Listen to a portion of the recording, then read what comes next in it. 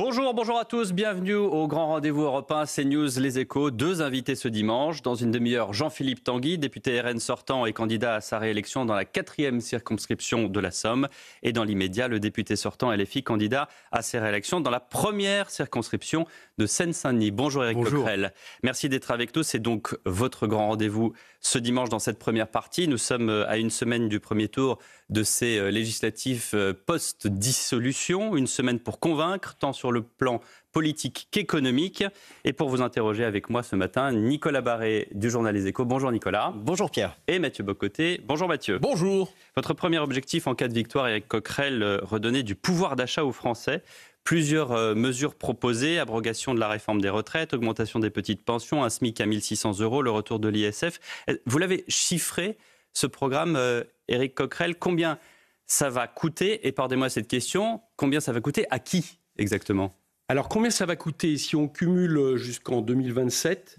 On a été plus après, mais comme vous le savez, en 2027, il y aura des échéances. Nous serons cumulés à partir de 2027 à un coût de 150 milliards qui va monter entre 25 milliards pour 2024, parce que c'est une moitié d'année, ensuite 100 et ensuite 150 milliards. Et nous avons pris soin, même si nous estimons que ce programme qui relance la demande sur le fonds de bifurcation écologique va rapporter des cotisations, va rapporter de la fiscalité, en gros va avoir un effet multiplicateur, comme on dit chez les keynésiens, nous sommes convenus d'avoir, face aux dépenses, les mêmes recettes.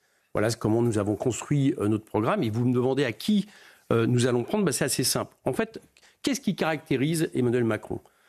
Je vais vous donner deux chiffres. Depuis 2017, le salaire moyen réel a baissé de 2,5% dans ce pays. Les dividendes, plus rachat d'actions du CAC 40, ont été multipliés par 2, sont passés de 50 milliards environ d'euros en 2017 à 98 aujourd'hui. Voilà. Donc il y a eu une grande migration du partage des richesses, des revenus du travail vers les revenus du capital, et pas n'importe quel capital, parce que je n'attaque pas le capital en général, mais le capital qui n'est pas investi, qui ne sert pas à l'emploi, qui ne sert pas à l'investissement, qui sert à une accumulation des richesses aux mains des actionnaires, notamment des plus gros actionnaires. Et donc on va trouver des mécanismes par deux biais pour récupérer cet argent. Les deux biais, ce sont lesquels? C'est le partage de la valeur ajoutée, bon ça c'est assez simple, on augmente les salaires, on va y revenir après, et puis d'un autre côté, le fait d'arrêter ces baisses de dépenses qui ont profité aux plus riches, qui ne profitent pas aux Français, pour pouvoir investir dans l'écologie, pouvoir investir en l'éducation, pouvoir investir dans l'école. Et figurez-vous, quand vous investissez, tout le monde le sait, l'État investit, eh bien, c'est aussi des marchés pour le BTP, pour les entreprises, etc. Voilà comment nous allons à la fois relancer l'activité économique, partager les richesses et assurer les marges dont je viens de vous parler. Quand vous avez dit que les salaires avaient baissé, c'est en comptant avec l'inflation? Oui, bien sûr, je parle de salaire moyen réel. Bien sûr, quand vous dites les Français, ça profite pas aux Français, ça profite aux plus riches, il y a aussi des plus riches qui sont français. Oui, enfin, je ne vais pas chercher, je dis que ça partage... J'entends bien. Parvenir. Je prends les Français en général, bien sûr. Bien.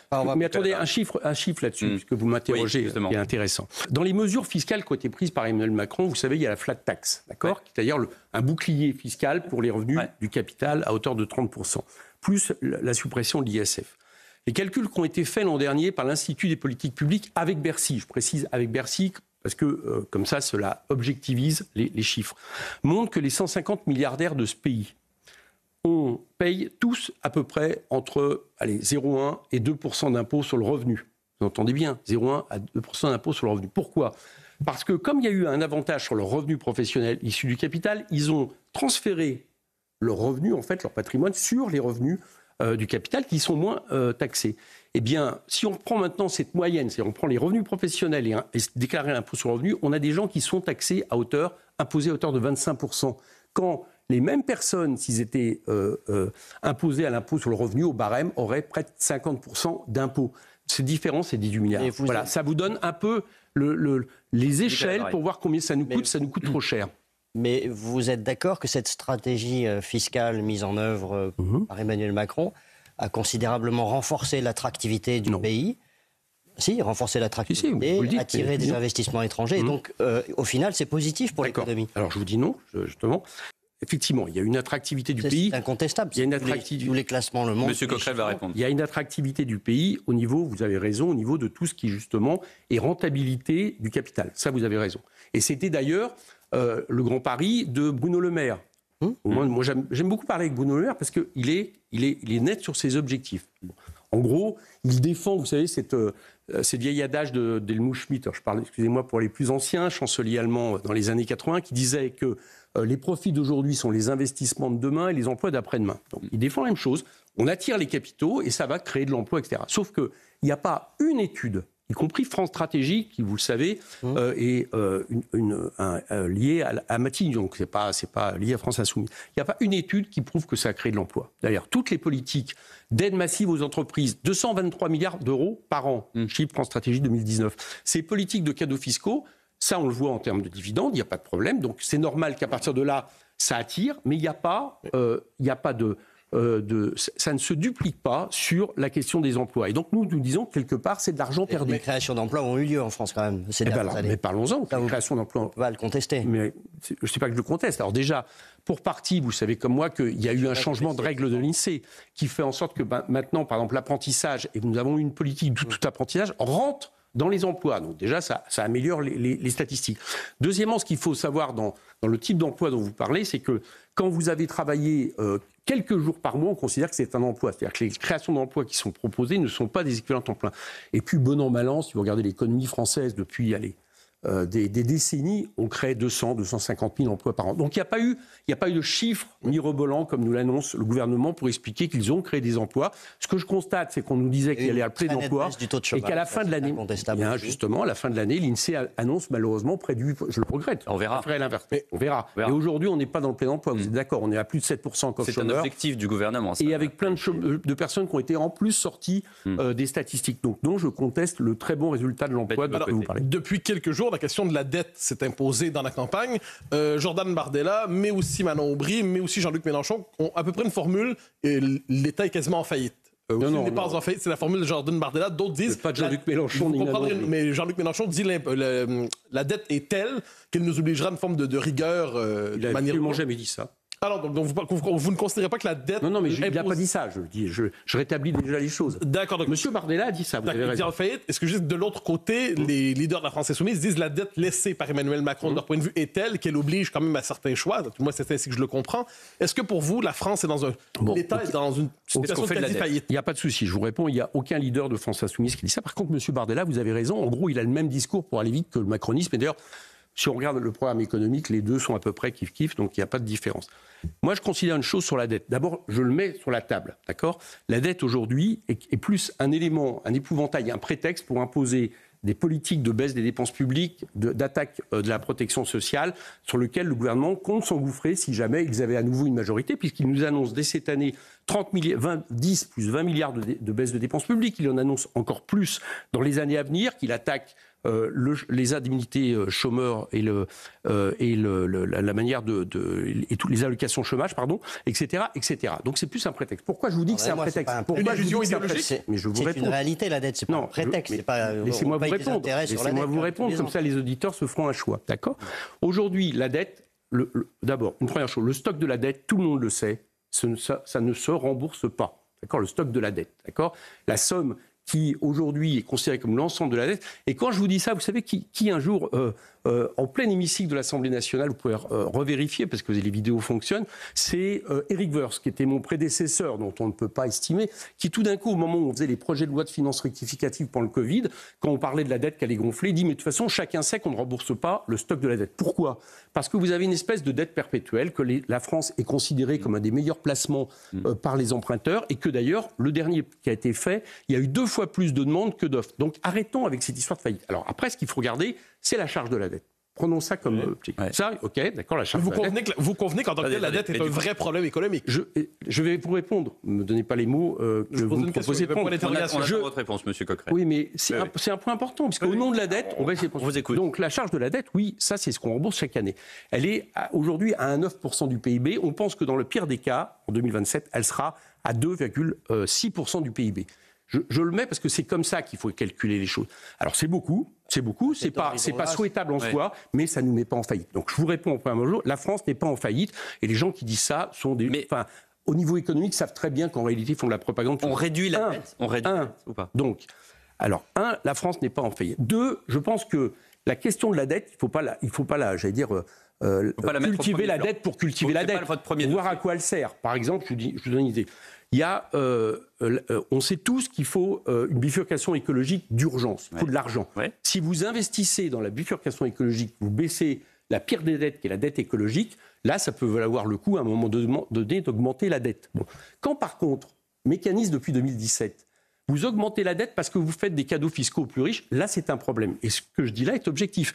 Vous savez que François Ekal, qui est un économiste, là non plus, qui n'est pas France Insoumise, qui a été auditionné devant la commission d'enquête de l'Assemblée nationale sur la dette. Qu'a-t-il dit ?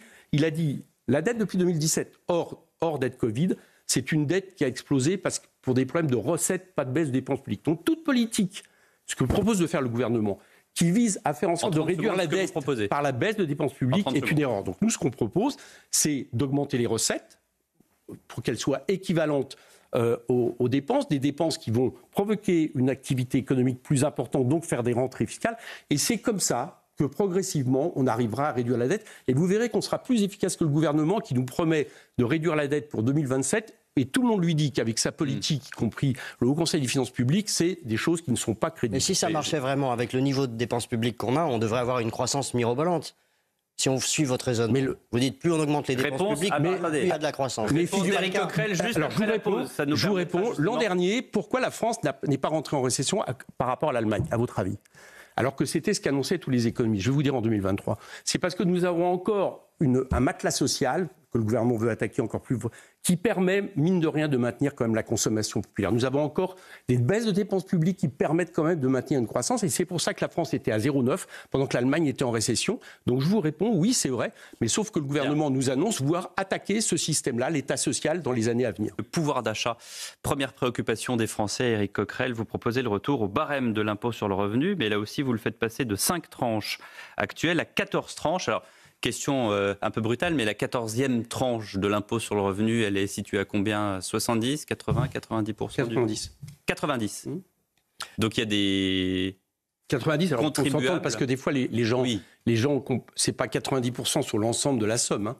On est d'accord, c'est 90% sur ce qui dépasse le barème à un moment donné. Donc c'est 90% sur une partie de vos revenus. Le reste, évidemment, et au fur et à mesure est séquencé, et il y a un barème qui lui est appliqué qui correspond à ça. Mais on ne prend pas 90%, je résume, je le refais en bref parce que je n'ai pas été très clair, on ne prend pas 90% des revenus de quelqu'un, on lui prend 90% au-delà de la tranche supérieure. Néanmoins, ça pose, vous le savez, un petit problème, c'est qu'il y a une jurisprudence constante du Conseil constitutionnel qui considère qu'à partir d'un certain niveau, l'impôt devient confiscatoire. Oui, on essaiera de montrer. Et là, 90%, c'est difficile de dire que ça n'est pas confiscatoire, franchement.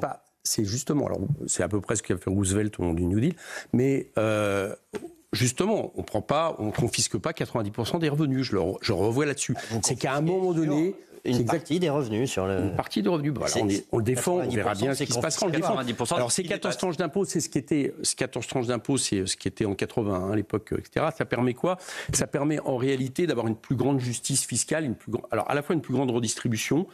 Dans nos calculs, je crois que ça nous rapporte environ 2,5 milliards d'euros de mémoire. Hein. Je peux me tromper parce que je bachote, mais j'ai pas tous les chiffres en détail. Mais c'est à peu près ça. Vous travaillez toute la nuit sur ce Oui, d'accord, programme, mais oui, justement, comme nous, on a travaillé, contrairement aux autres groupes, on a des dizaines de chiffres, et vous me permettrez, un dimanche matin, de ne pas forcement avoir le chiffre à 10%. Mais enfin, à peu près, c'est ça. Et par contre, ça permet d'être plus juste, parce que justement, ce dont on accuse souvent notre fiscalité à raison, c'est qu'elle est de moins en moins redistributive et juste. C'est-à-dire que d'abord, la part des impôts sur le revenu compte de moins en moins dans la fiscalité, à peu près un peu plus de 20%, et en plus de ça, il est assez injuste parce que 5 tranches, ça ne permet pas de répartir de manière équitable et égale cet effort fiscal. Donc on propose 14 tranches, on pense que ça va rapporter de l'argent hauteur, et ça ne touchera les gens qu'au-delà de 4 000 euros net. Donc 92% des Français ne sont pas concernés par notre réforme fiscale, que ce soit les 14 tranches, que ce soit le rétablissement d'un ISF avec un critère écologique, ou que ce soit la suppression de la flat tax. Donc c'est 4 000 euros net et non pas 4 000 euros brut. Hein. Oui, net. Nicolas Barré. Alors, votre programme comporte un certain nombre, vous l'avez dit, de dépenses publiques très importantes. Comme vous le savez, la France vient d'entrer dans une procédure de déficit excessif. Donc, ça n'est pas rien par rapport à Bruxelles, puisque les traités nous imposent de discuter avec Bruxelles, mais ensuite de réduire notre déficit de 0,5 point de PIB par an. Or là, votre programme est c'est plutôt l'inverse, c'est que le déficit continue de rester à un niveau très élevé. Donc comment est-ce que, sans sortir des traités, vous restez vous arrivez à négocier avec Bruxelles? Déjà, on ne sera pas dans une situation pire que ce gouvernement qui a fait augmenter la dette de 1 000 milliards, je vous le rappelle. Alors, il y a eu le Covid, certes, mais le Covid, c'est 240 milliards. Ça n'explique pas tout, d'accord? Principalement, c'est par la baisse, je vous l'ai dit, des recettes, donc qui n'est pas un bon élève par rapport aux critères maastrichtiens. Et d'ailleurs, encore une fois, pourquoi Bruxelles, aujourd'hui, veut revoir Bruno Le Maire et ce gouvernement? C'est parce que la loi de programmation des finances publiques qui a été proposée il y a 2 mois, j'en parlais tout à l'heure, vous le savez, qui fixe à un horizon de 2,9% de déficit, est considérée comme non crédible par rapport à ce qui est mis sur la table. Alors d'autant plus non crédible, je dis ça parce que Bruno Le Maire joue beaucoup d'honneur de leçon, c'est qu'on a quand même eu l'exploit d'avoir un gouvernement qui, fin 2023, a fait adopter à l'Assemblée nationale une loi de finances qui, 3 mois après, tous les paramètres changeaient.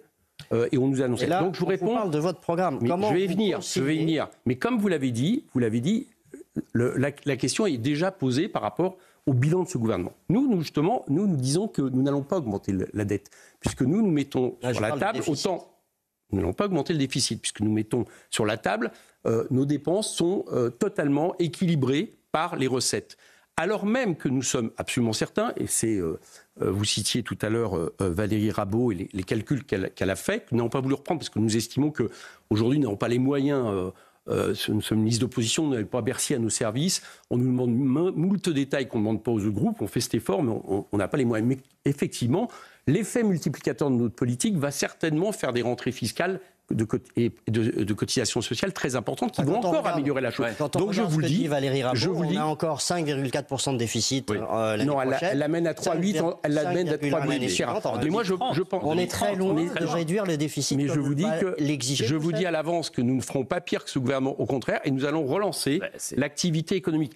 Donc ça c'est le point d'entrée. Et le deuxième point d'entrée, c'est que vous le savez, nous n'avons pas vis-à-vis de Bruxelles le même genre d'approche que les gouvernements libéraux qui viennent avec qui viennent déjà le dos courbé, dire nous sommes désolés, la France, nous n'avons pas ça. Non, vous voulez c'est une sorte de Frexit non, absolument pas. Nous disons que comme tout pays qui désobéit très largement, vous savez, au niveau par exemple des équilibres commerciaux, normalement dans les traités il y a des choses qui sont impactées. L'Allemagne en réalité désobéit depuis des années dans son équilibre entre exportation et importation. Donc nous disons que la France, deuxième puissance économique en Europe, bientôt le pays le plus peuplé, eh bien, elle a des marges de manœuvre dans ce qu'elle impose. Elle a des marges de manœuvre dans ce qu'elle impose, parce que, évidemment, et nous sommes d'accord, l'Union européenne sans la France ne se fera pas, et c'est pour ça d'ailleurs que nous sommes pour continuer à construire l'Union européenne, mais nous ne sommes pas d'accord avec un carcan austéritaire qui fait en sorte que notre économie, qui n'est pas la même que celle de l'Allemagne,